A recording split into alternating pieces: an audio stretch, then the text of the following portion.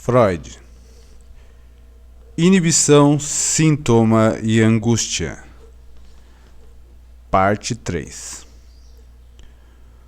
Voltando ao problema do eu, a aparente contradição entre a força e a fraqueza ante o id se deve a que tomamos muito rigidamente as abstrações e ora destacamos um lado, ora outro, num complicado estado de coisas. A separação entre o eu e o id parece justificada. Uma determinada constelação de elementos nos obriga a fazê-la. Por um lado, o eu é idêntico ao id. É apenas uma parte diferenciada deste. Se pensarmos desta parte em contraposição ao todo, ou se realmente ocorreu um divórcio entre os dois, então a fraqueza do eu fica evidente para nós. No entanto, se ele permanece ligado ao id, indistintível deste, então sua força aparece. Semelhante é a relação entre o eu e o supereu. Em muitas situações eles convergem, na maioria das vezes podem distinguir um do outro apenas quando se produz uma tensão, um conflito entre os dois. No caso da repressão, torna-se decisivo ao fato de que o eu ser uma organização, mas o id não. O eu é justamente a parte organizada do id. Então, seria totalmente injustificado imaginar o eu e o id como dois campos opostos pela repressão. O eu buscaria suprimir uma parte do id, então o restante do id recorreria em auxílio do atacado e mediria forças com o eu. Isso pode ocorrer com frequência, mas certamente não é a situação inicial da repressão. Via de regra, o impulso instintual a ser reprimido permanece isolado. Se o ato da repressão nos mostra a força do eu, atesta igualmente a sua impotência e o caráter não influenciável dos impulsos instintuais do id. Pois o processo transformado em sintoma pela repressão afirma então sua existência fora da organização do eu, e independentemente dela. E não apenas ele, mas todos os seus derivados gozam da mesma prerrogativa da extraterritorialidade. Digamos, e quando se encontram de forma associativa com partes da organização do eu. Cabe perguntar se não atraem para si, expandindo-se com um ganho obtido à custa do eu. Numa analogia que há muito nos é familiar, o sintoma se compara a um corpo estranho que incessantemente gera estímulos e reações no tecido em que se incrustou. Ocorre, é certo, que a luta defensiva contra o impulso instintual desagradável termine com a formação do sintoma. Até onde vemos, tal é possível principalmente na conversão histérica. Mas, via de regra, o desenvolvimento é outro. Após o primeiro ato da repressão, há uma longa e quase interminável sequência. A luta contra o impulso instintual tem prosseguimento na luta contra o sintoma. Essa luta defensiva secundária nos mostra duas facetas de repressão contraditória. De um lado, a natureza do eu o obriga a fazer algo que temos de ver como tentativa de repercussão ou conciliação. O eu é uma organização, baseia-se no livre intercâmbio e na possibilidade da influência recíproca das partes que o compõem. Sua energia dessexualizada revela ainda sua origem no empenho por ligação e união, e essa compulsão. A síntese aumenta à medida que o eu se desenvolve. É compreensível, então, que o eu busque eliminar a estranheza e o isolamento do sintoma, utilizando todas as possibilidades de vinculá-lo a si de alguma forma e de incorporá-lo à sua organização mediante esses vínculos. Sabemos que tal empenho já influencia o ato da formação do sintoma. Exemplo clássico disso são os sintomas histéricos que claramente se nos revelaram como compromissos entre a necessidade de satisfação e a necessidade de castigo. Como satisfação de uma exigência do supereu, tais sintomas participam do eu desde o início, enquanto por outro lado, constituem posições e locais de irrupção do reprimido na organização do eu. São, assim por dizer, postos fronteiriços de ocupação mista. Valeria a pena investigar cuidadosamente se todos os sintomas histéricos primários são estruturados assim. Em seguida, o eu se comporta como se fosse guiado por essa consideração. O sintoma já não está presente e não pode ser eliminado. Agora é necessário haver-se com a situação e dela tirar a melhor vantagem possível. Ocorre uma adaptação ao pedaço do mundo interior alheio ao eu, representado pelo sintoma, tal como normalmente o eu a realiza diante do mundo exterior. Nunca faltam ansejos para isso. A essência do sintoma talvez ocasione certo impedimento da capacidade com o qual se pode atenuar uma exigência do supereu ou rejeitar uma demanda do mundo exterior. Desse modo, o sintoma gradualmente se torna um representante de importantes interesses, adquire valor para a afirmação de si, entrelaça-se cada vez mais intimamente com o eu, torna-se imprescindível para ele. Apenas em casos muito raros, o processo de enquistamento de um corpo estranho repete algo assim. Pode-se também exagerar o significado dessa adaptação secundária ao sintoma, dizendo que o eu o adquire apenas para gozar de suas vantagens.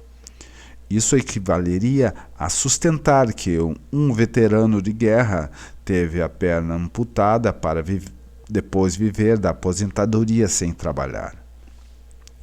Outras configurações de sintoma, a da neurose obsessiva e a da paranoia, tornam-se bastante valiosas para o eu. Não porque lhe proporcionem vantagens, mas porque lhe trazem uma satisfação narcísica que não obteria de outra forma. Os sistemas construídos pelos neuróticos obsessivos lisonjeiam seu amor próprio com a ilusão de que, por serem particularmente limpos ou escrupulosos, são indivíduos melhores que os demais. Os delírios da paranoia oferecem a perspicácia e a fantasia desses doentes. Um campo de atividade que não pode ser facilmente substituído. De tudo que foi mencionado resulta aquilo que conhecemos como o benefício secundário da doença, no tocante à neurose. Ela favorece o esforço do eu em incorporar o sintoma e aumenta a fixação desse. Quando buscamos prestar ajuda analítica ao eu em sua luta contra os sintomas, vemos que esses laços conciliatórios entre eu e sintoma atuam de lado das resistências, do lado das resistências, e não é fácil rompê-los. Os dois impedimentos que o eu adota contra o sintoma acham-se realmente em contradição. O outro é de caráter menos amigável, prossegue na linha da repressão. Mas parece que não podemos acusar o eu de incoerência. Ele é pacífico e gostaria de incorporar o sintoma, de acolhê-lo dentro do seu conjunto. O transtorno parte do sintoma, que, como verdadeiro substituto e derivado do impulso reprimido, continua a desempenhar o papel deste. Renova constantemente sua exigência de satisfação e assim obrigando o eu a novamente emitir o sinal de desprazer e se dispor para a defesa. A luta defensiva secundária contra o sintoma assume várias formas, decorrente em diferentes cenários e recorre a meios variados. Não poderemos dizer muita coisa sobre ela se não tomarmos como objeto de investigação os diversos casos de formação de sintoma. Nisso teremos ocasião de abordar o problema da angústia, que há muito percebemos como a nos espreitar em segundo plano. É aconselhável partir dos sintomas gerados pela neurose histérica. Ainda não estamos preparados para os pressupostos da formação de sintomas na neurose obsessiva, na paranoia e em outras neuroses. 4. Consideremos, em primeiro lugar, uma zoofobia histérica infantil, por exemplo. A fobia de cavalos do pequeno Hans, um caso certamente típico em seus traços principais. Já à primeira vista, percebemos que, num caso real de doença neurótica, a situação é bem mais complicada do que podíamos imaginar enquanto lidávamos com abstrações. É preciso algum trabalho para resolver qual é o impulso reprimido, qual seu sintoma substitutivo e onde se acha o motivo da repressão. O pequeno Hans se recusava a sair à rua porque tinha medo do cavalo. Esse é um material bruto do caso. Qual é o sintoma? O desenvolvimento da angústia e a escolha do objeto da angústia. A renúncia ao livre movimento ou várias dessas coisas ao mesmo tempo? Onde está a satisfação que ele proíbe para si mesmo? Por que ele tem que se proibi-la? Inicialmente pode-se responder que o caso não é tão enigmático. O incompreensível medo dos cavalos é o sintoma, a incapacidade de sair à rua é uma inibição, uma restrição que o eu impõe a si próprio para não despertar o sintoma da angústia. Vê-se que a explicação deste último ponto é claramente correta. E essa inibição não está considerada na discussão subsequente. Quanto ao sintoma presumível, um conhecimento ligeiro do caso não nos mostra sequer sua verdadeira expressão. Como percebemos numa inquirição mais precisa, não se trata de uma angústia indeterminada ante um cavalo, mas da angustiada expectativa de que será mordido por ele. De fato, esse conteúdo busca subtrair-se à consciência e ser substituído pela fobia indeterminada em que apenas a angústia e seu objeto aparecem. Seria esse conteúdo, então, o núcleo do sintoma? Não faremos nenhum progresso enquanto não considerarmos toda a situação psíquica do menino, tal como ela se desvenda no curso do trabalho analítico. Ele se acha na ciumenta e hostil postura edipiana diante do pai, o qual, porém, ama intensamente quando a mãe não surge como causa de discórdia. Um conflito de ambivalência, portanto. Um amor fundamentado e um ódio não menos justificado, ambos dirigidos para a mesma pessoa. Sua fobia tem de ser uma tentativa de solucionar esse conflito. Tais conflitos gerados pela ambivalência são muito frequentes, e deles conhecemos outro desenlace típico, em que um dos dois impulsos em luta, geralmente o afetuoso, fortalece bastante, enquanto o outro desaparece. Apenas o caráter exagerado e compulsivo da afeição nos revela que tal postura não é a única presente, que ela está sempre em guarda para manter suprimido o seu contrário, e nos leva a imaginar um processo que caracterizamos de repressão por formação reativa no eu. Casos como o do pequeno Hans nos evidenciam tal formação reativa. Claramente há caminhos diversos para sair de um conflito de ambivalência. Outra coisa percebemos com segurança nesse meio tempo. O impulso instintual que sofre a repressão é um impulso hostil em relação ao pai. Obtivemos a prova disso na análise, ao rastrear a origem da ideia do cavalo que morde.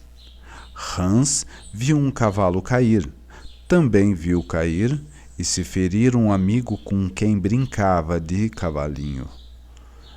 A análise nos autorizou a imaginar em Hans o desejo de que o pai caísse e se machucasse como o cavalo e o amiguinho. As relações entre isso e a partida de alguém por ele observada fazem supor que o desejo de eliminação do pai também teve expressão menos hesitante.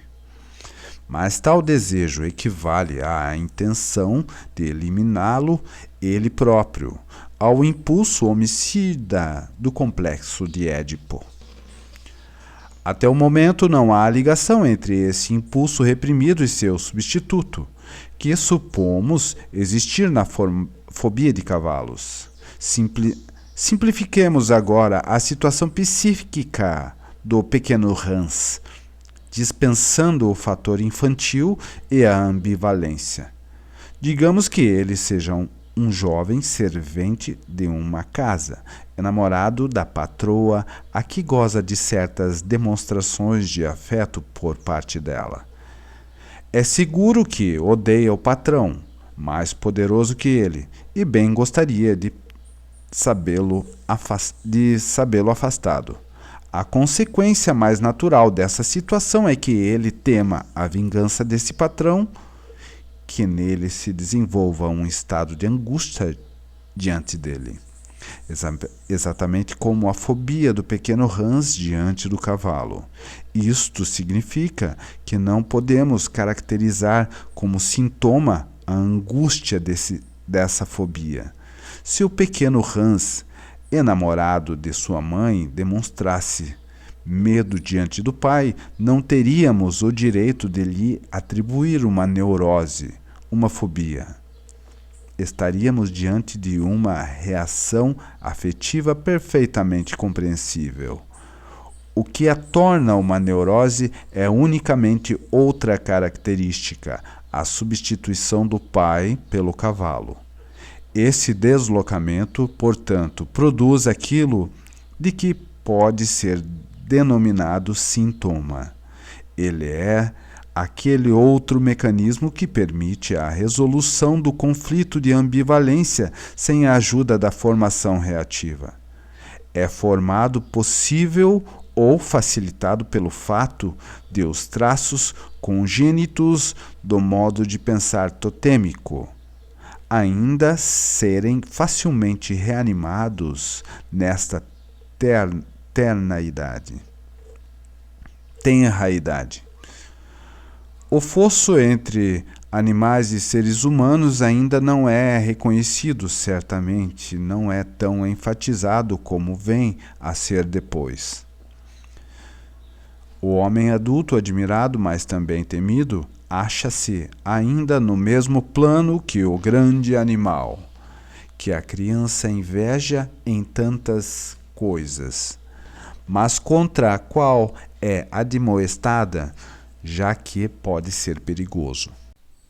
Portanto, o conflito de ambivalência não é resolvido na mesma pessoa, mas contornado, por assim dizer, voltando-se um de seus dois impulsos para outra pessoa como objeto substitutivo.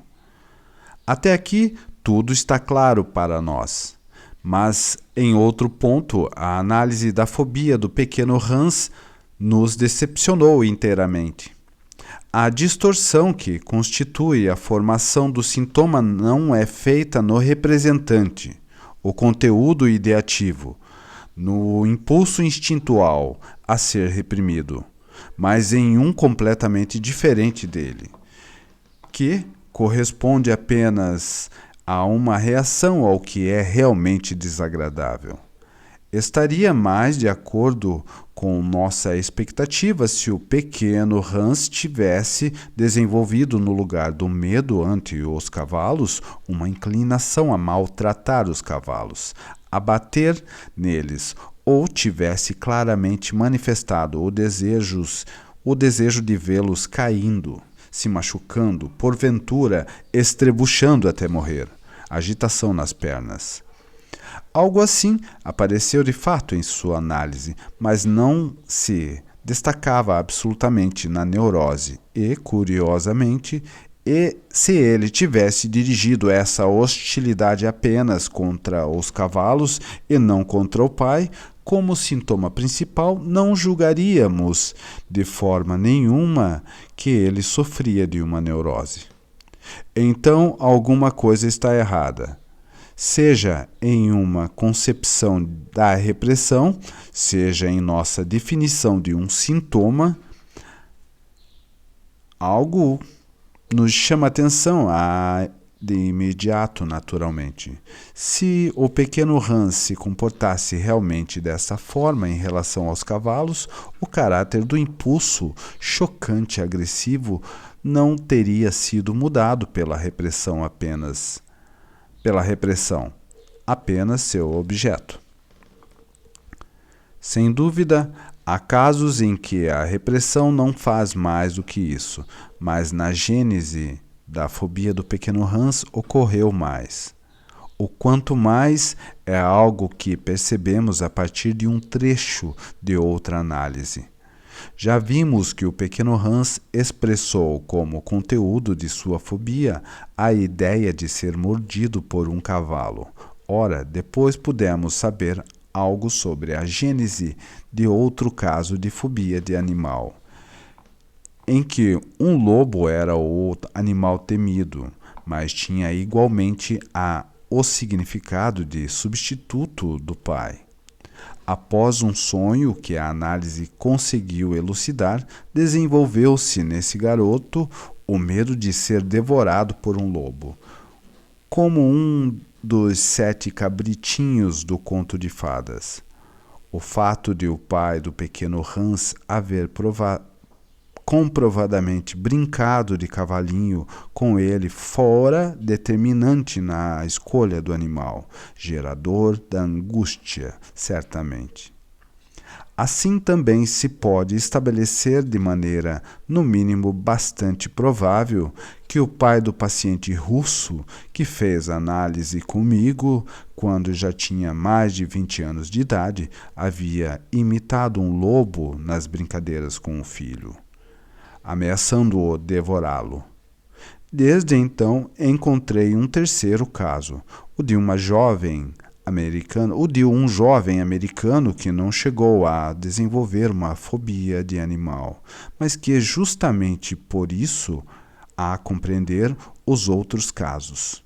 Sua excitação sexual fora despertada por uma fantasia histórica infantil que lhe haviam lido, de um chefe tribal árabe que perseguia um indivíduo feito de substância comestível, a fim de devorá-lo. Ele próprio se identificava com esse homem comestível. O chefe árabe era facilmente reconhecível como substituto do pai, e essa fantasia tornou-se o primeiro fundamento de sua atividade autoerótica. Mas a ideia de ser devorado pelo pai é típico e antiquíssimo material da infância. São de conhecimento geral analogias do campo da mitologia, Cronos, e da vida animal.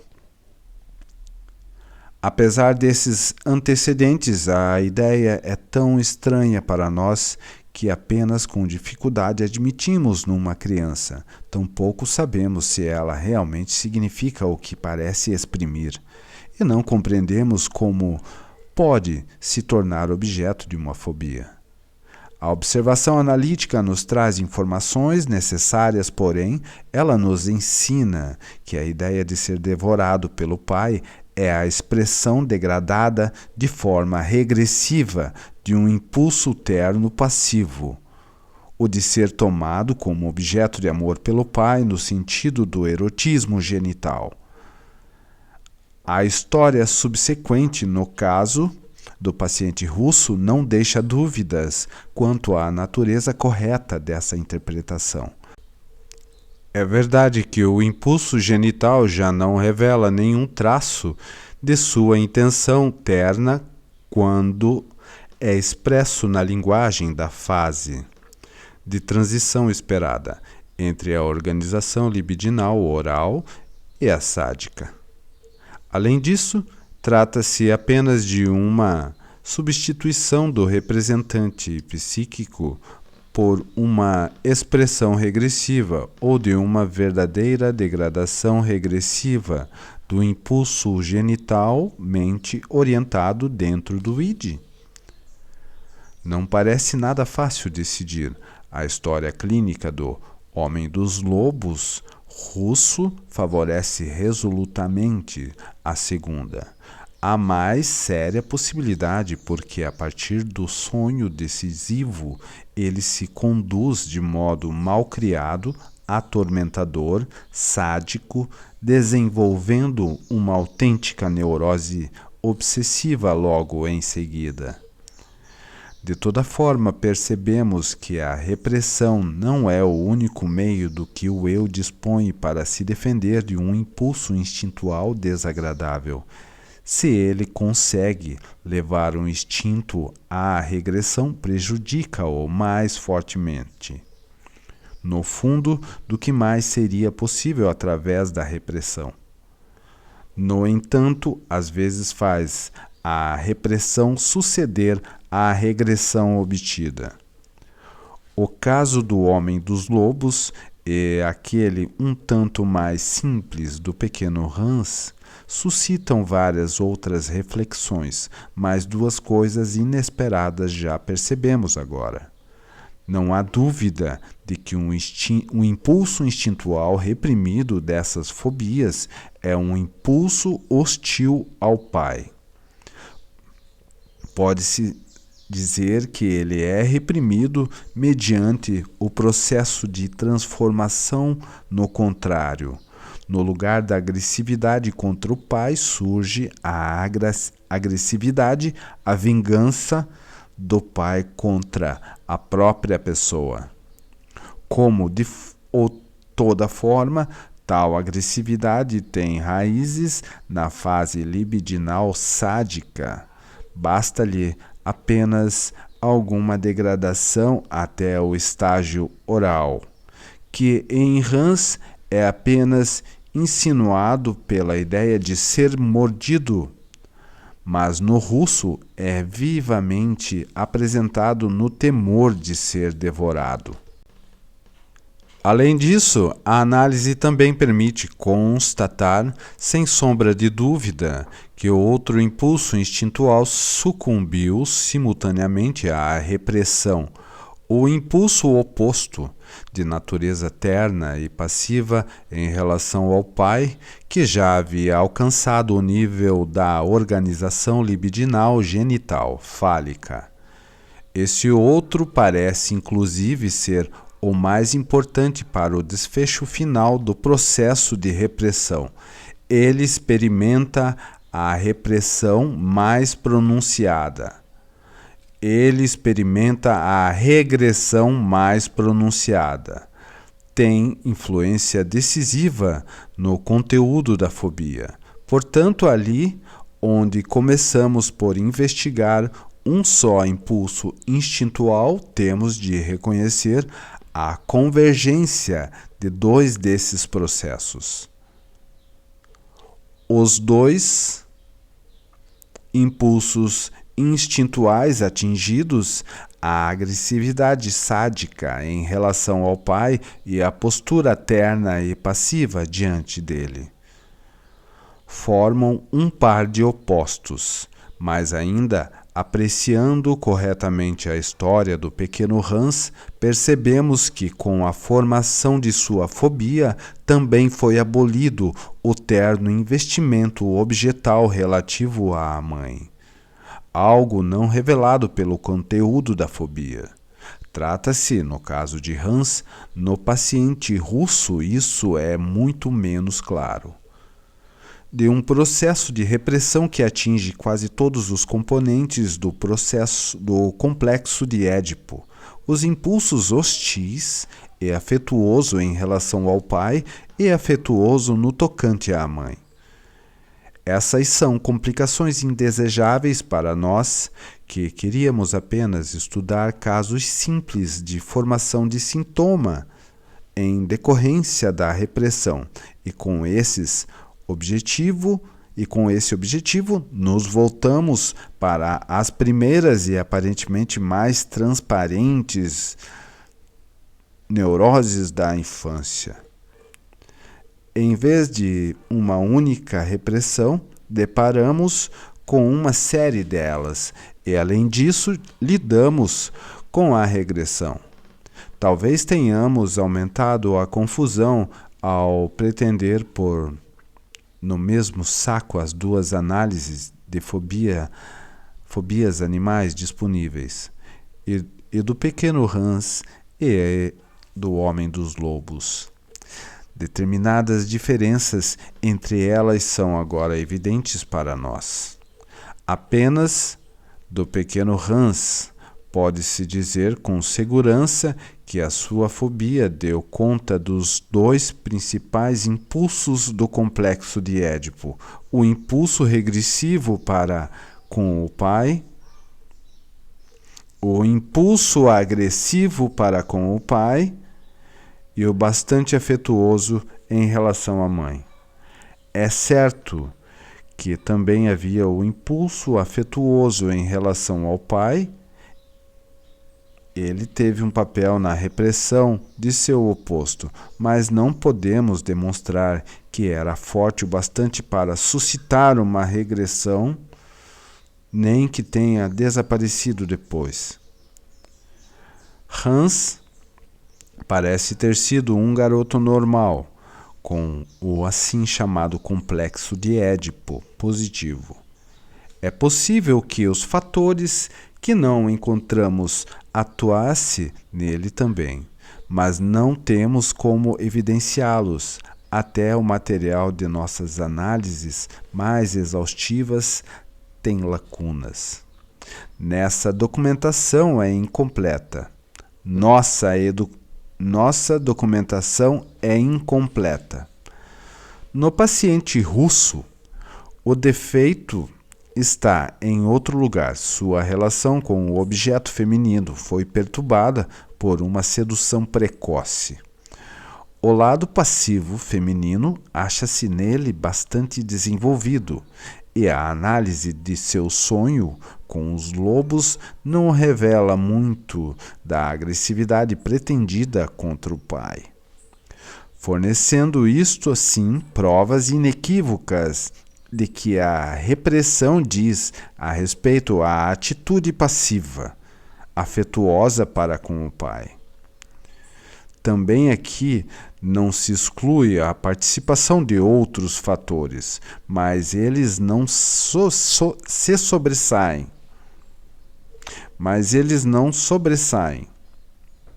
Se apenas dessas diferenças entre os dois casos, que quase vêm a ser uma contraposição, o resultado final, a fobia, é praticamente o mesmo.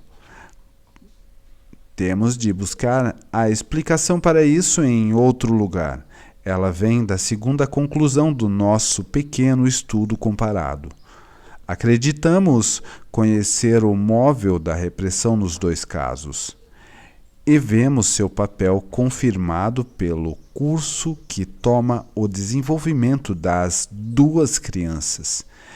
É o mesmo nos dois casos. O medo de uma castração ameaçada. É por medo da castração que o pequeno Hans abandona a agressividade para com o pai. Seu medo de que um cavalo o morda pode ser entendido de maneira não forçada, como o medo de um cavalo morder-lhe o genital, de castrá-lo. Mas por medo da castração também o pequeno russo renuncia ao desejo de ser armado pelo pai como objeto sexual, pois compreendeu que tal relação teria por pressuposto que ele sacrifique seu genital, aquilo que o diferencia das mulheres. Ambas as formas do complexo de Édipo, a norma ativa e invertida, fracassam devido ao complexo da castração. A angustiada ideia do russo de ser devorado por um lobo não contém alusão nenhuma à castração. Distanciou-se muito da fase fálica mediante a regressão oral. É verdade, mas a análise de seu sonho torna qualquer outra prova supérflua. É também um sólido triunfo da repressão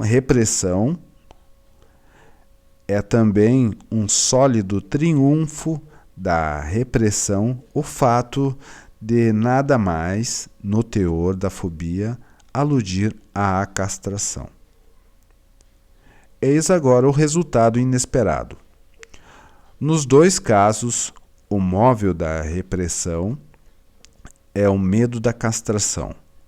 Os conteúdos do medo, ser mordido por um cavalo e ser devorado por um lobo, são substituídos, distorcidos do conteúdo, ser castrado pelo pai. Foi esse que sofreu verdadeiramente a repressão.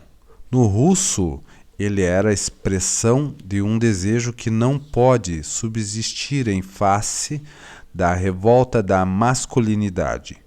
Em Hans, exprimia uma reação que transformou a agressividade em seu oposto, mas o afeto da angústia que constitui a essência da fobia não vem do processo de repressão, não vem dos investimentos libidinais dos impulsos reprimidos, mas da instância repressora mesma.